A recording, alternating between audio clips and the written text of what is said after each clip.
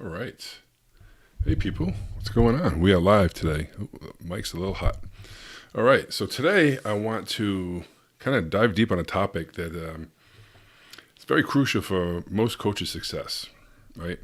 And it's basically uncovering the hidden enrollment roadblocks. This is the number one thing that leads my clients to getting amazing results. It's just one thing, right? And it's the thing that gets them, some of them, from like a 3% enrollment rate to 40 or even 60%. And I'll get to that in a second. But first, I want to kind of go into, like, we all know that enrolling clients can be tough at times, right? There's tons of competition.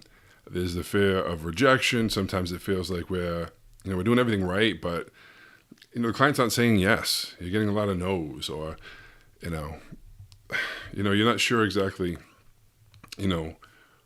what the mistakes are stemming from, right? What's going on? Are you making any mistakes? Everything seems like it's going good. You're not even aware of sometimes why are they saying no, right? And the good news is once we identify and address those roadblocks, you can drastically improve your enrollment rate and, creating more fulfilling coaching experience for both yourself and your clients, okay?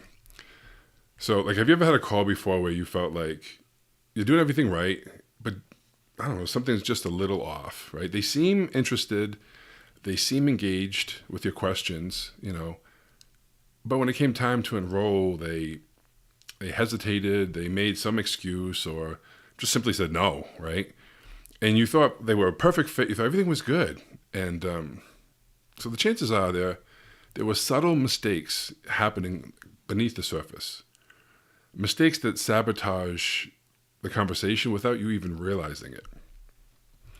These mistakes can often stem from, ingrained beliefs and habits. Like I said, fear of rejection, uncomfortable about talking about the money, not fully owning your power and your expertise too, right? Just having a little uncertainty or doubt. And sometimes these mistakes are so subtle, you can't even spot them on your own. And this leads to the number one thing that helps my clients skyrocket the enrollment rate. It boils down to basically one thing, right? And it's not tons of modules. It's not tons of closes or lines. It's getting feedback on your sales call. It's so crucial, right? Part of the thing I mentioned sometime before is it helps them tune up their ears and they start hearing patterns and stuff. But I want to share with you today. Hope it works. I hope the sound comes across. We'll see if it does or not, but you know how technology goes. But I want to share a couple examples from actual client calls that illustrate these subtle mistakes. Okay, so the first clip is just going to be audio. And I pitched it down so you're not going to know who the person is or anything. So the client shares their struggles about maintaining consistent energy and motivation, something like that. And the experiences of up and down in their mood and feeling flat or something like that on some days, despite having productive moments. So I'm going to play the clip and then we'll talk about it, okay? So let's see if this works. I'll probably find I lack consistency where I'll have a good day and then I'll have a day where I just feel a bit flat and so just having that consistent energy and motivation and Right, now we're getting into it now, right? yeah. You want to have consistent energy and motivation. Mood? Yeah. Do you want to have consistent mood? Consistent.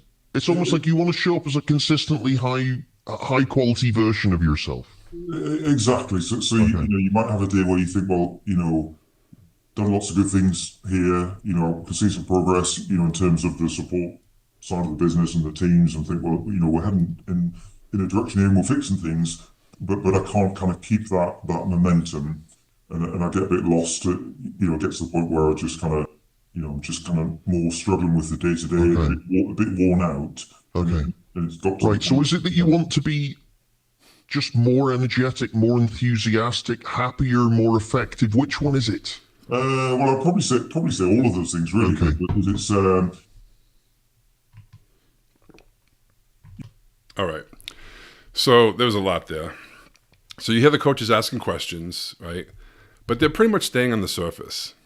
right? They're not guiding the client to an aha moment, any kind of breakthrough, what's going on. Sometimes I always say what the clients think is the problem is not the problem. It's the symptom of a much bigger problem. And when they have that aha moment, like, oh my gosh, it's actually this, they have a breakthrough, right? I had a client once who said no breakthrough, no offer. She wouldn't even make an offer unless they had a breakthrough on the call. This is interesting, right?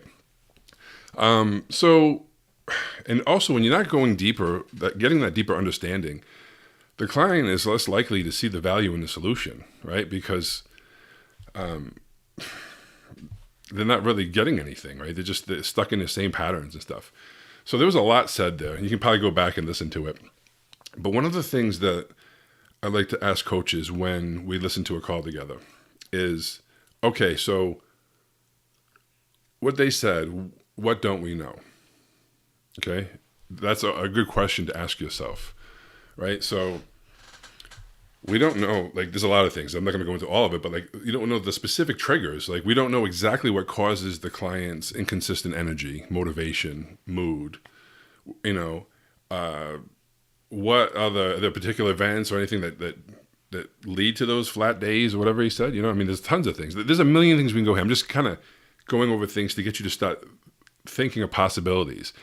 Doesn't mean you should ask all these questions, right? I'm just saying that based on what you want to know, you can go to where you need to, right?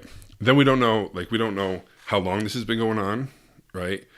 And like how often do they happen? Is it just part of the day? Is it all day? Is it over long periods of time? Like we have no idea. What does this look like? We don't know the effect that the feeling flat or whatever he was talking about. How is it affecting them, right? In their job, right? Is it performance suffering? How do you what does it look like? You have no idea. Nothing. I don't know anything. So I'm saying it's just all surface here, right? Is it affecting the relationship with the people they work with or their productivity? Like what's happening? How is that affecting their personal life at all? Is it are they working late now, having all these challenges, so it's affecting their personal life? I don't know. I have no idea what's going on, right? How is it affecting them outside of work, I guess, right? What else? Is there any physical factors, right? Any health issues, right? Are they stressed out? That's another thing. It could be stress, right? Anything that is changing their energy, their mood fluctuations? Is it affecting their sleep, their diet, exercising? Are they don't have that energy now for that? There's so many things, right? Like I said, stress, I guess, is it affecting the, and then what about the long-term goals? Like what are they want consistency, but what does that mean, right? I don't know what that means. We don't know a specific long-term like goal or outcome, right? How is this inconsistency, affecting their progress towards their goals? What are their goals, right? It's just like there's no detail, right? What have they tried to do to solve this already, right? Any attempts at improvement? Have they tried anything? Have they? What have they done to address it, right? How are they getting support for this?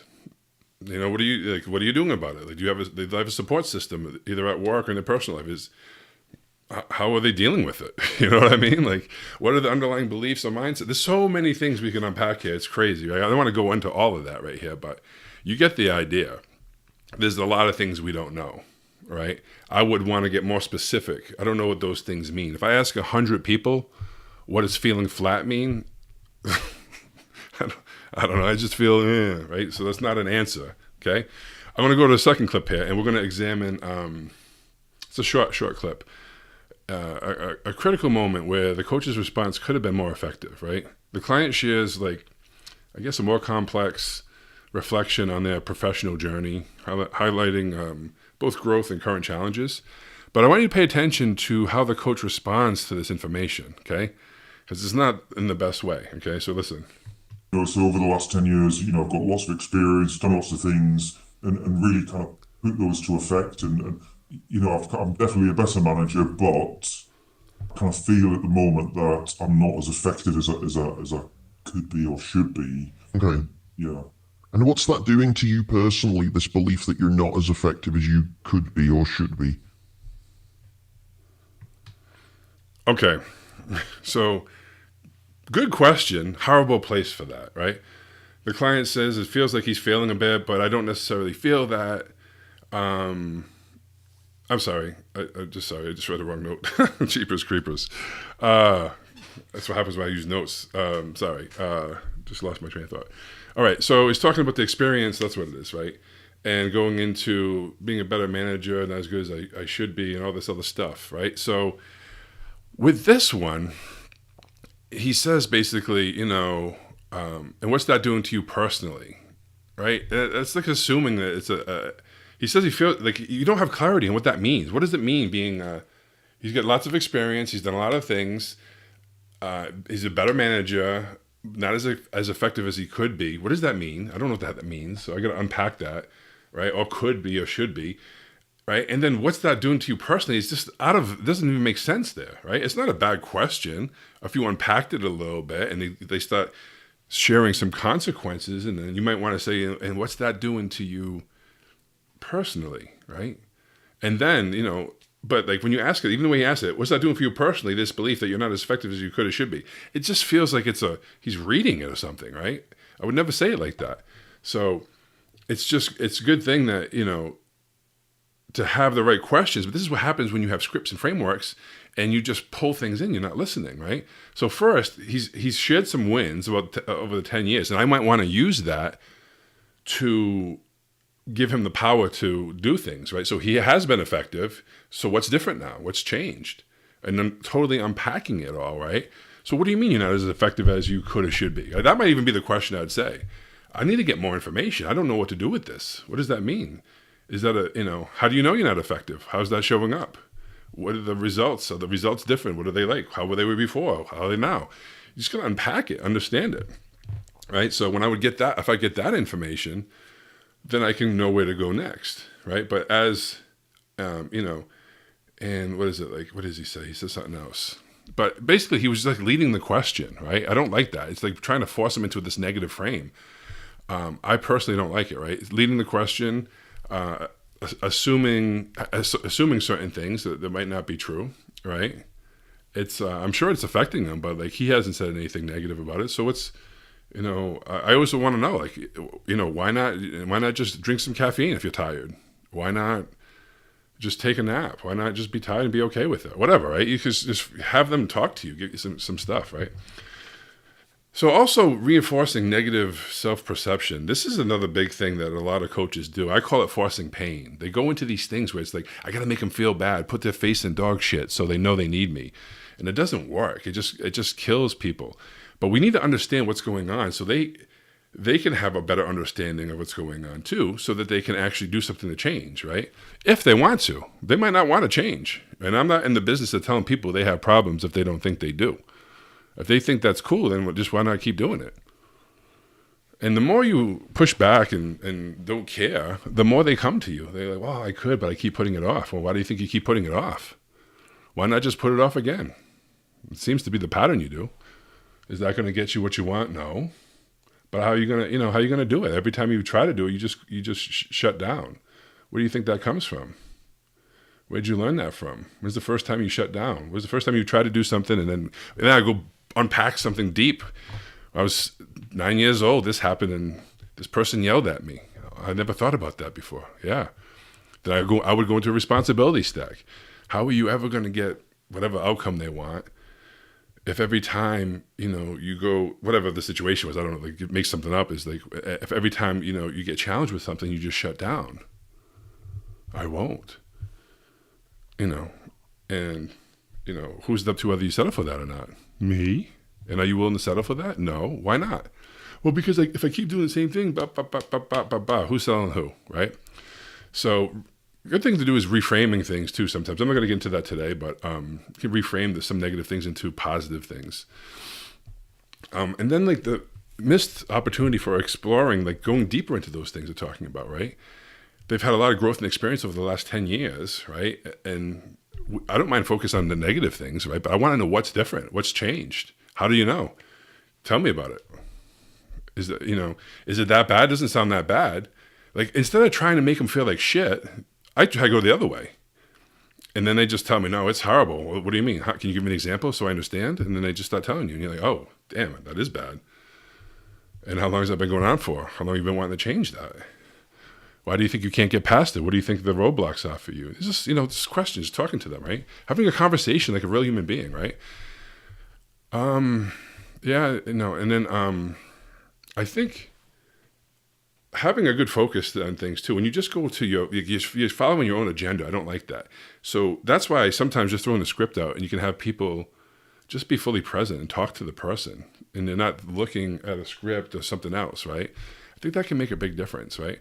And we got to be careful too, because sometimes when you force pain, unintentionally, people induce shame and guilt, and they feel that, and that really stops the power of them being able to make a powerful decision, right? So I hope this is live. Okay, cool. Anyway, yeah, so guilt and shame, you don't want to force the pain for that. And then I always open-ended questions, right? I don't like leading the witness, as sometimes I would call it, right? When is it this or this or that, right? And all these other things. You'll hear in this clip, right? You'll hear in this clip there's going to be some leading the witness type of things, right? It's going to be like, anyway, he just kind of goes a little off here. So let me play this clip, the rest of this one here.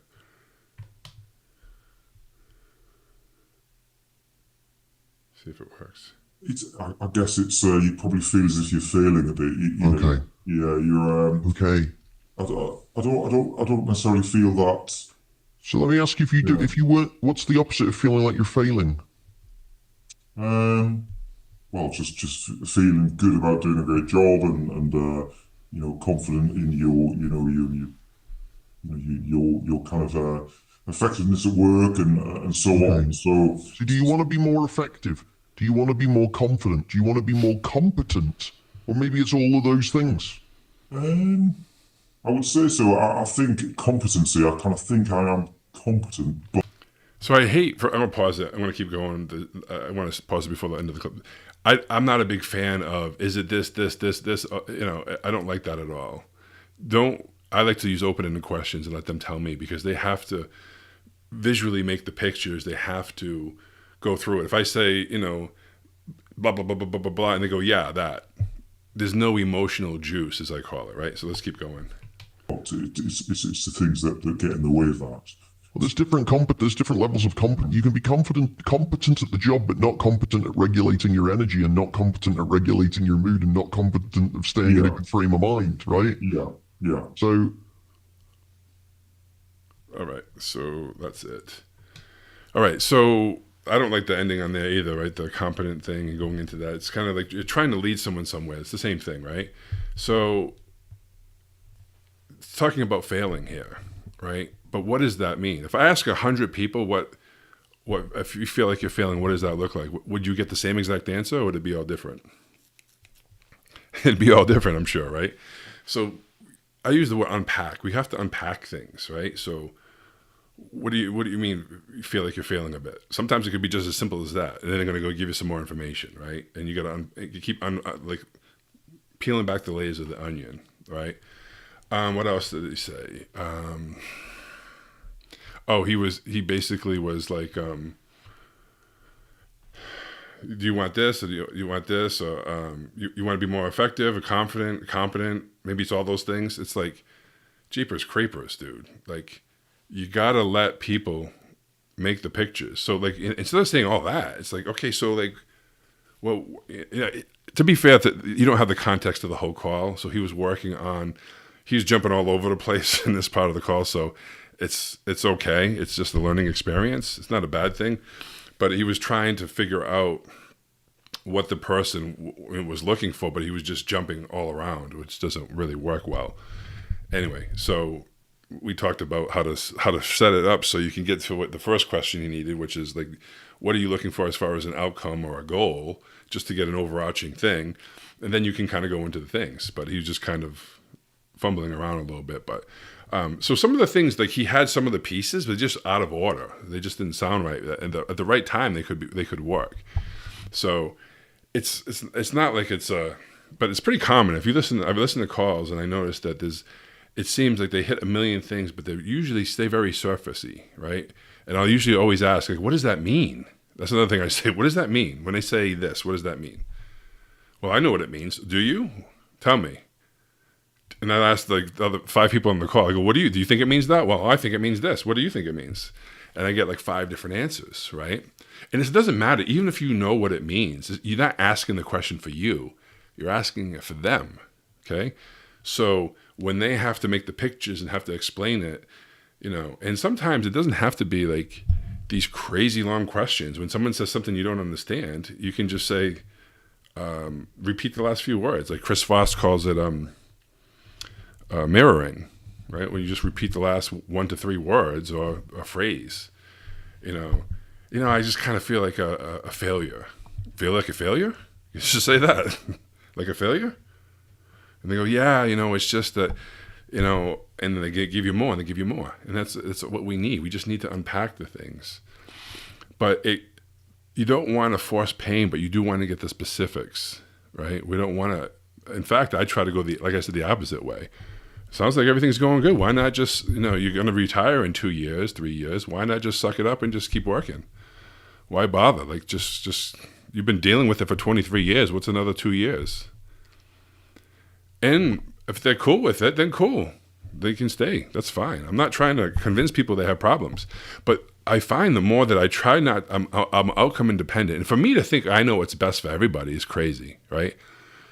And even if I know this will help them, it's up to them, right? They can make the change. They cannot make the change. Either way, I'm okay with it, right? So sometimes, one of my favorite lines, I do have lines that I habitually say, and I always like say, well, what's your plan then? No, that's cool. I totally get you. I understand. But what are you going to do? Like, what's your plan? And they don't have plans, and they go, I don't know, right? And so part of the call is to get them to take responsibility, give them the power to make a decision, even if it's no. It's great. I've had people finally tell me no, and I was like, that's great. You made a decision. You've gone the last 5 years without making decisions. You finally made a decision. How do you feel? You must feel great. You did it. It's okay to say no. It's perfectly fine. But is no going to get you there? So what do you think you need to do right now so that you can put yourself in the best position so when you go to sleep tonight, you've done everything you can to whatever the thing is? Because if it's not working with me, that's cool. But like, let's get a plan for you. What are you going to do? How long do you want to put it off for? It's okay. You can keep putting it off. In fact, you probably will. That's what most people do, right? These bullshit lines I hear in sales. I heard this guy talking about like a car sales guy, and he says, we never lose a deal over price. And I'm like, dude, I sold cars for like 9 years. Every day you lose a deal over price. I'm not about lying to people saying bullshit. Tell them the truth, right? And you can't close everyone. But I always say, if you can speak your truth, right? Where I say, sales is where love meets self-respect.